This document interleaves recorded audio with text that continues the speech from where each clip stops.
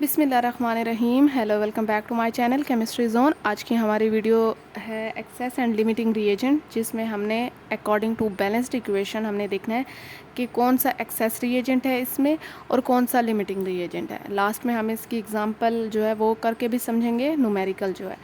चलिए जी, वीडियो को स्टार्ट करते हैं। सबसे पहले तो हमारे पास आता है एक्सेस एंड लिमिटिंग रिएजेंट। अगर आप जो है इस वर्ड का मीनिंग लें तो आपके पास एक्सेस होता है कि जो चीज़ ज़्यादा मिकदार में है, मींस कि आपके पास कोई चीज़ एक्सेस में है। लिमिटिंग का मतलब होता है कि आपके पास कोई चीज़ जो है वो कम मिकदार में है या एक लिमिट में आपको दी गई है। ठीक है जी।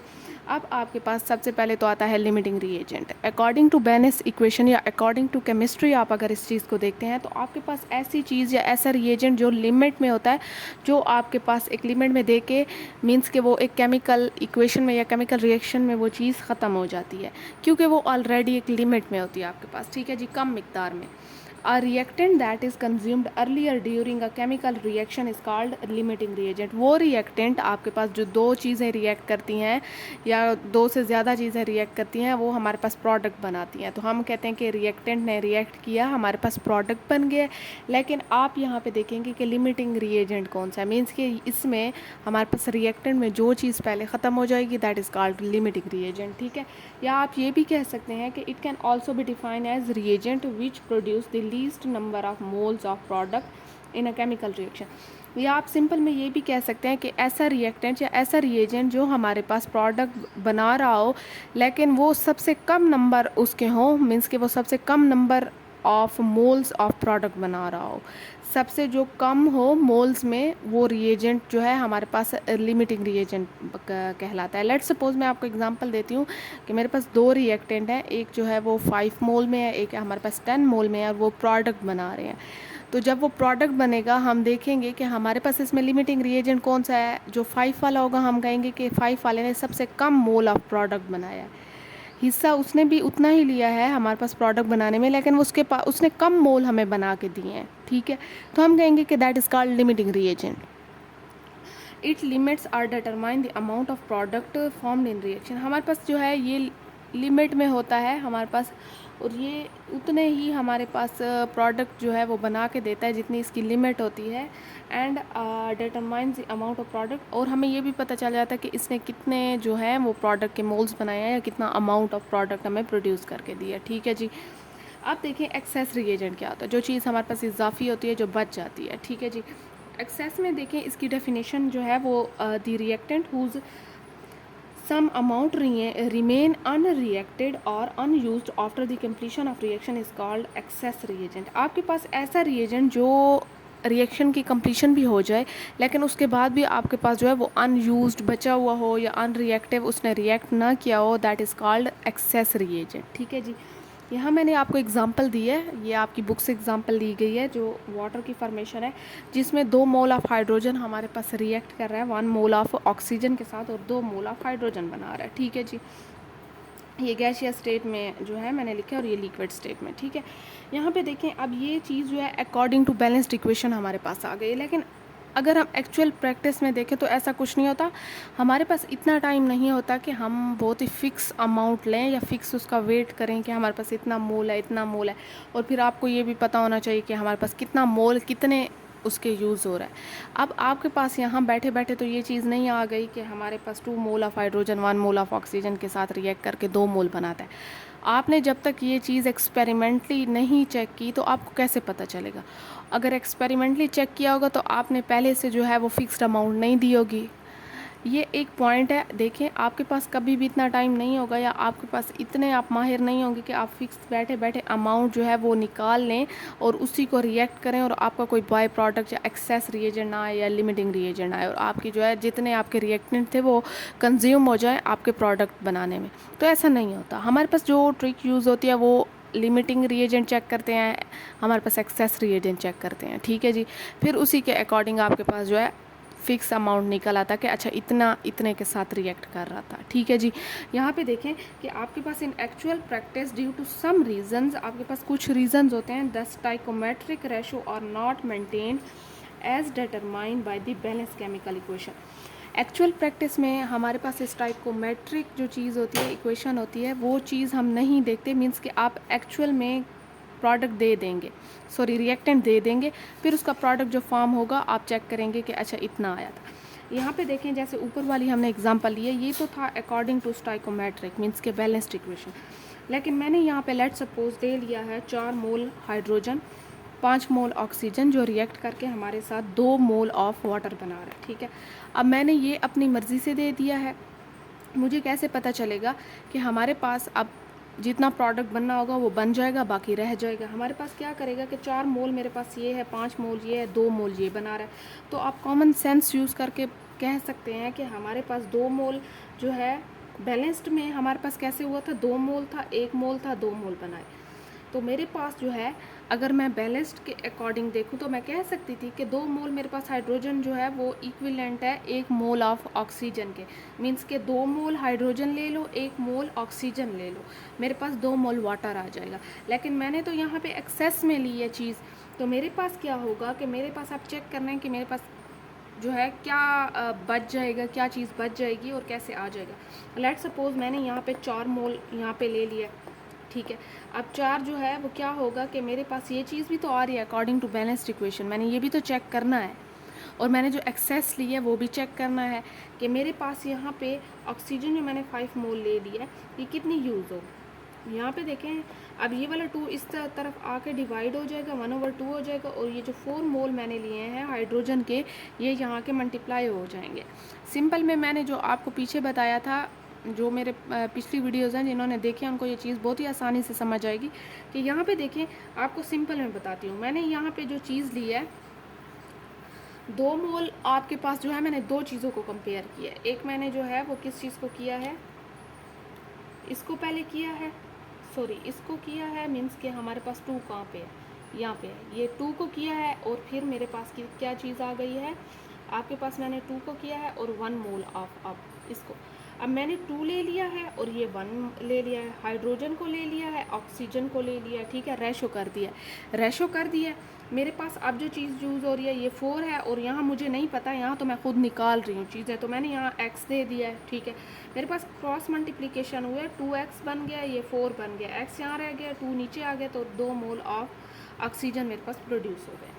यहाँ समझाने का मकसद ये था आपको कि आपने अकॉर्डिंग टू बैलेंस्ड इक्वेशन कैसे चेक करना, और आपने अगर एक्सेस में दे दिया तो उस एक्सेस से आपको कैसे पता चलेगा कि हमारे पास कितना रिएक्ट कर रहा है। अब मुझे पता चल गया कि मेरे पास ये जो मैंने 5 मोल ऑफ ऑक्सीजन दिया था इसमें सिर्फ मेरे पास 2 मोल ऑफ ऑक्सीजन यूज़ हो रहा है, ठीक है जी।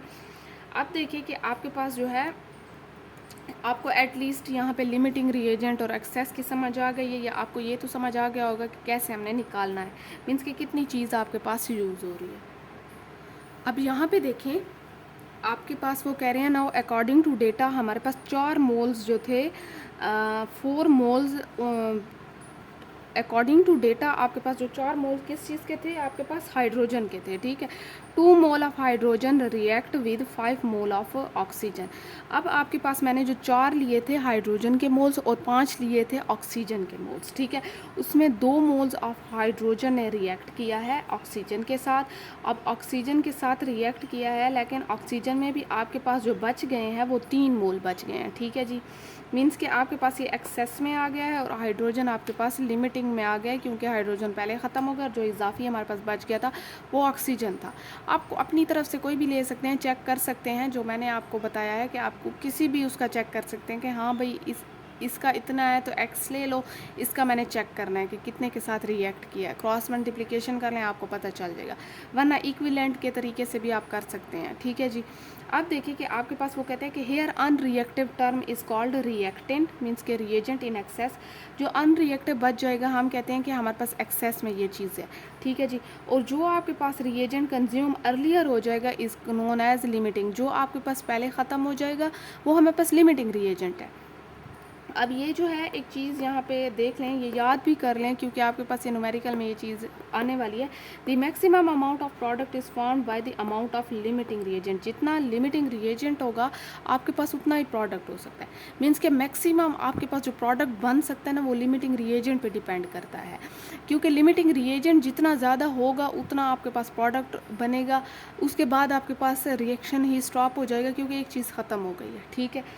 यहाँ because as soon as limiting reagent is consume the reaction stops and no more product is form. आपके पास जो चीज़ ख़त्म हो गई है, रॉ मटेरियल ही ख़त्म हो गया, रिएक्टेंट ही ख़त्म हो गया, आपके पास प्रोडक्ट कैसे बनेगा? वहीं पे रिएक्शन स्टॉप हो जाएगा। ठीक है, यहाँ पे आगे आए, आपके पास जो है ये बुक में थोड़ी सी लेंथी है, ये एग्जाम्पल दी गई है, लेकिन इससे पहले आपके पास स्टेप्स दिए गए हैं। स्टेप वैसे समझाने के बजाय मैं आपको एग्जाम्पल में ही बता दूंगी कि हमारे पास क्या क्या स्टेप आएंगे, क्योंकि आपने न्यूमेरिकल करना है और इसका थ्योरेटिकल लिखना होगा। क्वेश्चन ये आपके पास आएगा कि explain the limiting and excess reagent, तो आप एग्जाम्पल एक ले लें वाटर वाली, ठीक है जी, और साथ में आप जो है ये जो डेफिनेशंस हैं ये कर लें, और बाकी ये चीज़ बता दें कि आपकी जो रिएक्शन होती है वो किस चीज़ पे या प्रोडक्ट किस चीज़ पे डिपेंड कर रहा होता है, वो लिमिटिंग रिएजेंट पे कर।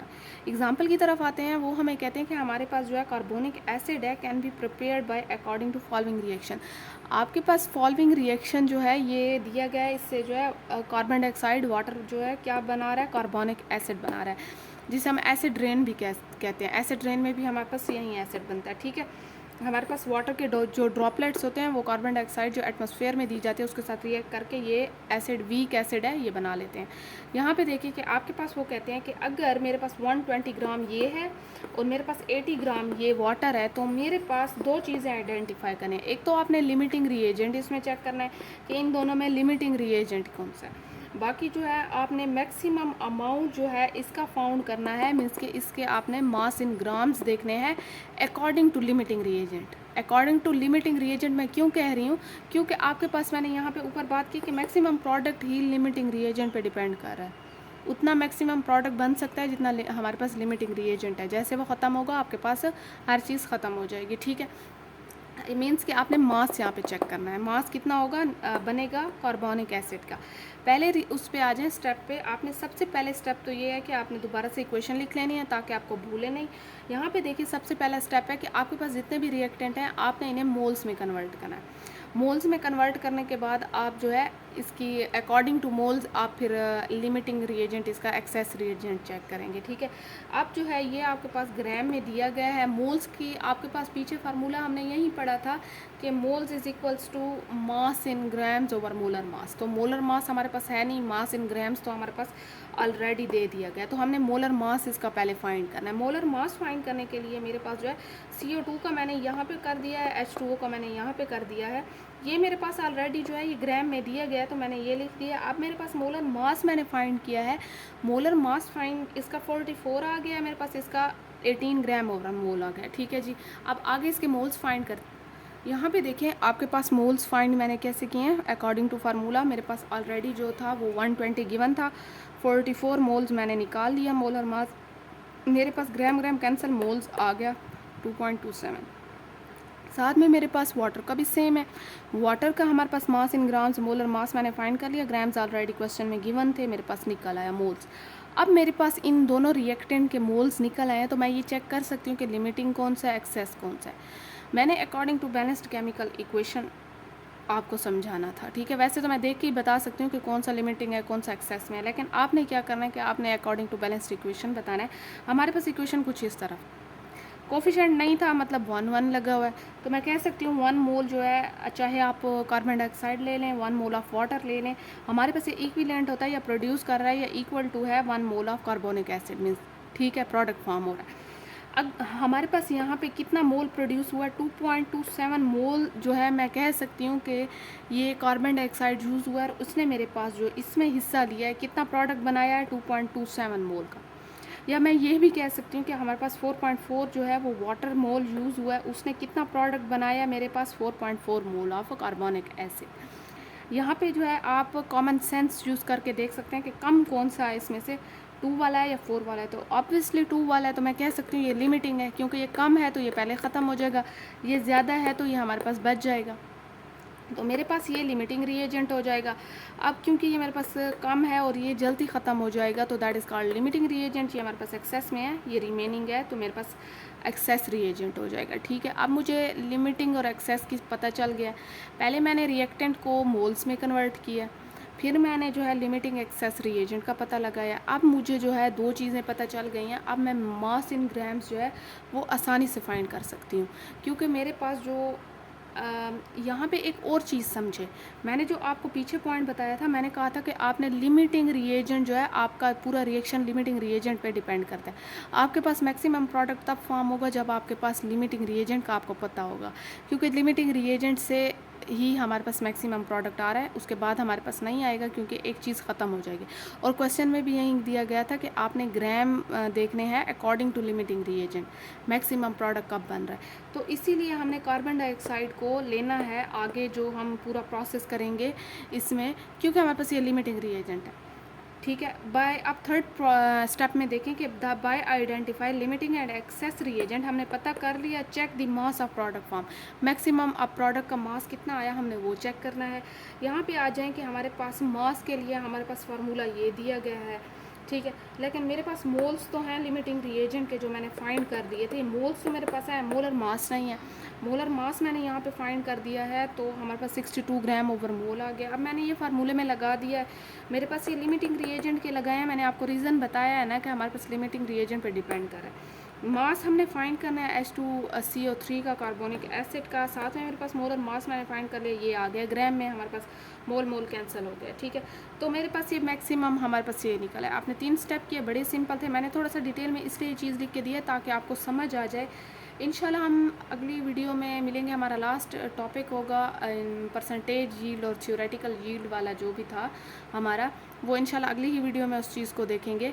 यहाँ पे आपने इस चैप्टर के बाद जो भी वीडियो आएगी उसमें आपके सेल्फ असेसमेंट जो आपकी बुक में दिए गए हैं, सेल्फ प्रैक्टिस जो आपकी बुक में दी गई है, वो सारे एग्जांपल्स हम करेंगे। फिर उसके बाद हम एक्सरसाइज की तरफ चलेंगे इंशाल्लाह। एक्सरसाइज जो है वो भी कंप्लीट करेंगे। तो चलें जी, अब तक के लिए इतना काफ़ी है। फिर भी अगर आपको कोई मसला हो आप मुझे कमेंट सेक्शन में जो है वो बता सकते हैं, ताकि अगली वीडियो में वो चीज़ मैं रिवाइज़ करवा दूँ। चलें जी, अल्लाह हाफिज़।